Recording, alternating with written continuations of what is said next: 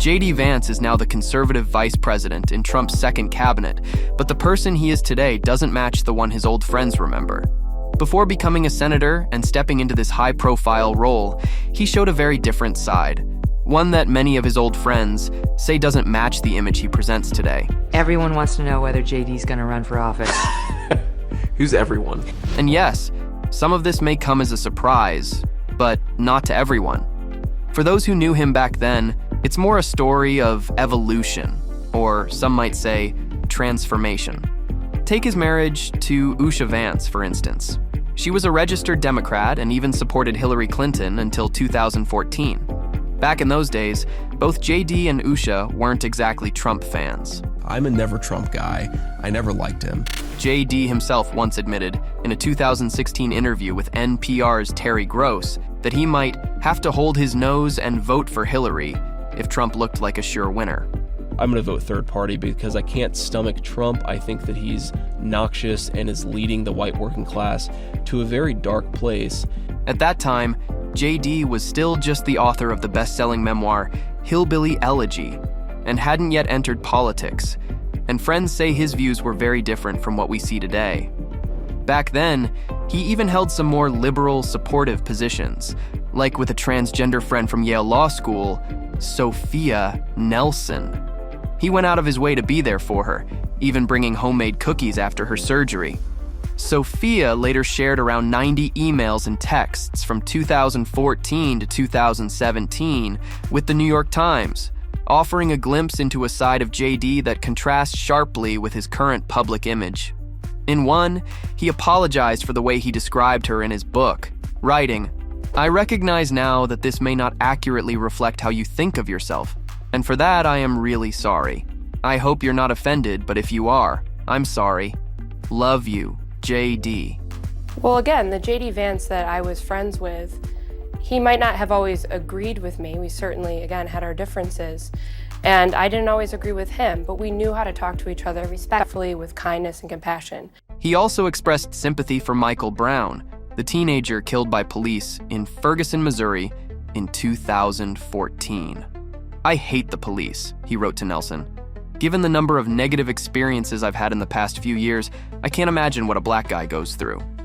That's not exactly the kind of statement you'd expect from the J.D. Vance we hear from today, right? For Nelson, watching the transformation has been painful. No, I don't see any of the man that I got to know and care about. It's really heartbreaking to see him become so callous and divisive. JD's team has explained that his political shift came after he became a father, and that he shared the reasons behind it. Even so, it's clear that at one point, he came across as more caring and gentle than the public figure we see today. That change might reach beyond politics and affect his personal life too. Matchmaker and CEO of Exclusive Matchmaking, Susan Trombetti, believes JD and Usha could face trouble on several fronts, from their wildly different upbringings to the intense political spotlight that comes with the vice presidency. So, let's break this down. First off, JD and Usha come from completely different backgrounds. They met at Yale Law School in 2013 and tied the knot the next year. We were friends first because, who wouldn't want to be friends with JD? He was then, as now, the most interesting person I knew. JD has built his political image around outspoken anti-woke rhetoric, while Usha was working at a progressive law firm in San Francisco. She only left that job when JD was chosen as Trump's VP pick. JD's upbringing, however, was far from easy.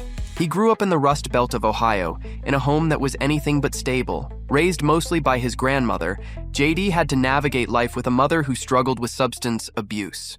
His memoir, Hillbilly Elegy, tells the tough story of those years. It occurred to me that there are things happening in our community, from the addiction crisis to family breakdown to also the economic problems that exist in the community. And on the flip side, Usha had a very different upbringing. She was raised in a loving Hindu household, surrounded by a strong sense of tradition and family. I grew up in San Diego, in a middle-class community.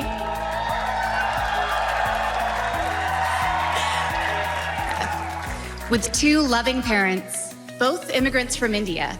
So, Their contrasting experiences could either be a strength or a challenge in their relationship, requiring a lot of emotional work to bridge those gaps. That JD and I could meet at all, let alone fall in love and marry, is a testament to this great country. The expert says love can bridge a lot of divides, but the vast gulf between JD and Usha's lived experience could be alienating if not handled with care. And that's a crucial point. Can love overcome such deep-rooted differences?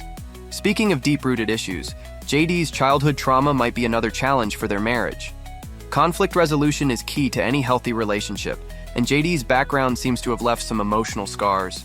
I wondered if you had really dealt with everything.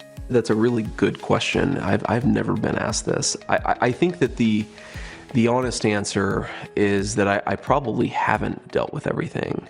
He's been very open about the lasting effects of his upbringing, including struggles with anger management. He admitted in his memoir that even at his best, he's a delayed explosion, and it's Usha who's had to manage his emotional outbursts. Trombetti says, that cannot be good for a marriage. What does she do? Lock herself in the bathroom to navigate it? JD's anger issues are certainly something to watch, but it doesn't seem right that Usha should always be the one to manage that side of him, especially when it can lead to an imbalance in their relationship. Trombetti points out that JD's unresolved issues could make the dynamic feel more like Usha being the mom and JD acting like the toddler with tantrums. That's definitely not the healthiest model for a marriage. Now let's talk about fatherhood. JD and Usha have 3 kids, sons Ewan and Vivek, and daughter Mirabelle. But JD doesn't always come across as the most involved dad. In fact, he's been known to refer to their children as her kids rather than our kids. Trombetti calls this out, saying, they have equal ownership of the children, so where are his vested feelings? She's got 3 kids. Obviously, I help with the kids. Body language expert Dr. Jack Brown also noticed some distancing behaviors when JD referred to his children. When he said, my wife has 3 children, he didn't mention his kids by name or even acknowledge himself as their father. Red flags, right? And let's not forget JD's awkward comment at a campaign rally in October 2024, where he joked about trading his kids for a couple of weeks. That probably didn't sit well with Usha, and it adds extra pressure to their already complicated relationship. Another concerning aspect of their relationship is JD's approach to religion. JD admitted in an interview that he feels bad about bringing Usha to church every week because she didn't sign up to marry a weekly churchgoer. I feel terrible for my wife because we go to church almost every Sunday unless we're on the road. And does she go with you? I mean, she does. Yeah, she does. Has she converted? No, she hasn't. No, that's why I feel bad about it. Is while Usha supports his spiritual journey, it's clear that this might be adding stress to their relationship, with Usha often feeling the burden of keeping the kids quiet during services. But because I'm kind of the one going to church, she feels like more responsibility to keep the kids quiet in the church, and I felt kind of bad, like, oh, you didn't sign up to marry a weekly churchgoer. When it comes to protecting Usha, JD's response has raised some eyebrows. He addressed the white supremacist attacks directed at her because of her Indian heritage, but instead of strongly condemning the attacks, he focused more on expressing his love and admiration for Usha and highlighting her qualities. His response didn't sit well with many on social media, who called it weird and pathetic. They questioned why he didn't take a stronger stand to defend his wife against the attacks. I love my wife. I'm very proud of her. I'm extremely lucky to have met her and to have gotten the chance to build a life with her. And my attitude on this is if people want to attack me, attack my policy views, they're welcome to. I signed up for it. My wife didn't sign up for it, and by the way, she's way out of their league, the people who are attacking her. Finally, JD's political ambitions could put even more strain on their relationship. As vice president, JD will have to constantly present a united front with Trump, no matter the circumstances. Usha, on the other hand, was a registered Democrat until 2014, the same year she married JD. While she's kept her political views private, it's hard to imagine that she agrees with everything Trump's administration stands for. If their political differences do cause friction, it could create even more tension in their already complicated dynamic. When you started dating JD, y'all met in law school. Did you ever think that you would be here today, that this is where your path would take the two of you?